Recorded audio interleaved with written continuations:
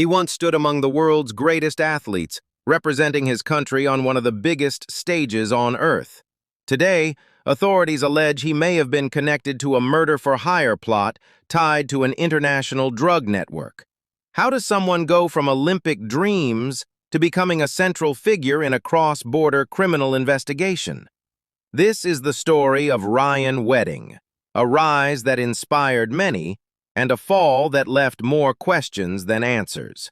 Stay with this story, because what unfolds isn't just about crime. It's about transformation, decisions, and the thin line between two completely different lives. Before the headlines, before the investigations, there was discipline. Ryan Wedding built his early life around control, focus, and risk. Snowboarding is not just a sport, it's precision under pressure. Every jump, every landing, every second demands total awareness. And those who succeed at the highest level are not just talented, they are mentally relentless. In Canada, Ryan was seen as one of those individuals, focused, determined, someone who understood how to push limits without losing control. That mindset took him far enough to reach the Olympic stage, where representing your country becomes more than just competition. It becomes identity. But what happens when that identity disappears? Because for many athletes, the real challenge begins when the spotlight fades. The structure that once defined their lives is gone. No more early training mornings, no more competitions, no more national attention, just silence. And in that silence, many athletes are forced to rebuild themselves from scratch. Some transition into business, others into coaching or media, but not everyone finds that path easily. And according to reports, this is where Ryan's story began to change. At first, there were no major red flags, nothing that would suggest what was coming. But over time, investigators would later claim that he began moving in different circles far removed from sports. Connections that, on the surface, didn't immediately raise concern, but would later become central to a much larger investigation. Authorities allege that Ryan Wedding became linked to individuals involved in organized drug trafficking operations. Not small-scale activity, but structured, international networks. And to understand the weight of those allegations, you need to understand how these networks actually operate. This isn't what movies show. There are no loud exchanges or obvious deals happening in the open. Instead, everything is controlled. Communication is often encrypted. Routes are constantly adjusted. Money moves through complex channels designed to avoid detection. Individuals within these systems rarely see the full picture. Each person plays a role, often limited to just one part of the operation. That's what makes these networks so difficult to dismantle. They are built to survive disruption. And according to investigators, Ryan's name began appearing in connection with individuals operating within this kind of structure. At first, involvement in such environments may not appear significant. Some individuals start on the edges, facilitating contacts, handling logistics, or simply being present in the wrong circles. But roles can evolve. Authorities believe that over time, Ryan may have moved beyond basic involvement, that he became more connected, more influential.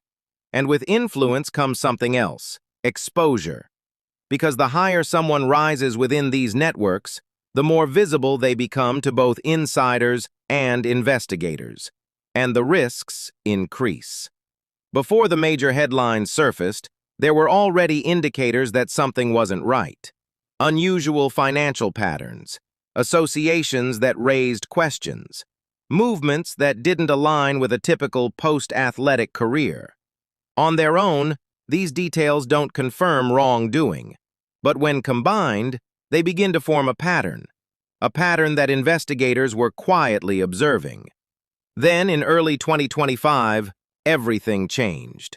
Authorities began looking into what they described as a suspected murder-for-hire plot. This marked a shift in the case, because this was no longer just about alleged trafficking connections. This was about escalation. According to reports, the suspected plot may have been tied to internal conflict. Disputes within networks like these are not uncommon. When operations involve large sums of money, control, and secrecy, tensions can build quickly. And when those tensions reach a breaking point, decisions become more extreme. Investigators allege that Ryan Wedding was connected to the orchestration of this plot. It's important to be clear. These are allegations based on ongoing investigations and publicly available reports. In the eyes of the law, every individual is presumed innocent unless proven guilty in court. But the seriousness of these claims changed the direction of the case entirely. Because murder-for-hire investigations trigger a much deeper level of law enforcement response. More resources, more agencies, more urgency. And that's exactly what followed. Cases like this don't stay within one country, they cross borders, which means multiple agencies often become involved, each working within their own legal systems while trying to build a unified case. Investigators began examining everything: communication records, financial activity, travel history, known associations. Each detail became part of a much larger puzzle. And puzzles like this take time, because cross-border investigations are not simple. Evidence must meet legal standards in different jurisdictions. Information sharing must follow strict legal procedures, and any action taken must align with multiple legal frameworks. This slows everything down, but it also ensures that whatever case is built is solid. As more details began to surface, public attention grew rapidly, especially in Canada. Because this wasn't just another investigation. This involved a former Olympian, someone who once represented the country on a global stage. The contrast alone was enough to draw attention. An athlete, now connected to allegations of organized crime. It raised questions that went beyond the case itself. What changed? When did things begin to shift? And how does someone move from one world into another so completely different? While the public focused on the story, investigators focused on the facts. Because in the end, it's not public opinion that determines outcomes. It's the legal process. And if charges are formally brought and later proven in court, the consequences could be severe.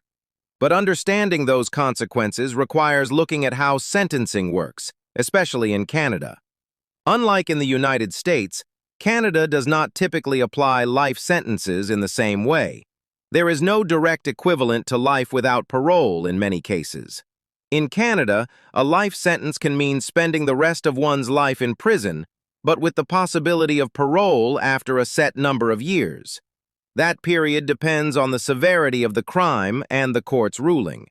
For the most serious offenses, parole eligibility can take decades, but the possibility remains.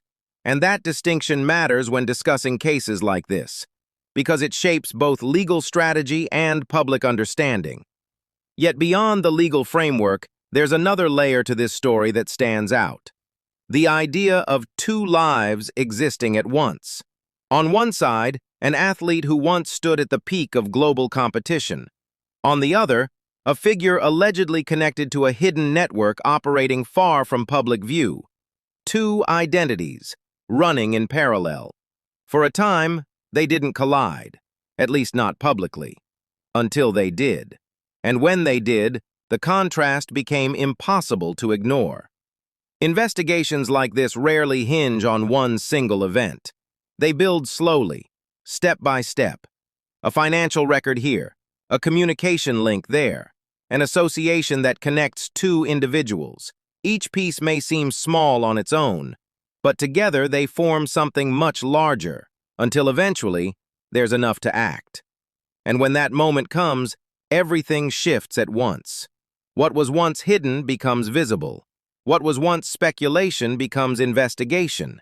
And what was once private becomes public. This story is still unfolding, and that's an important point, because until the legal process is complete, the full truth remains in the hands of the courts. But even now, the case highlights something bigger. Organized crime today does not always look like people expect.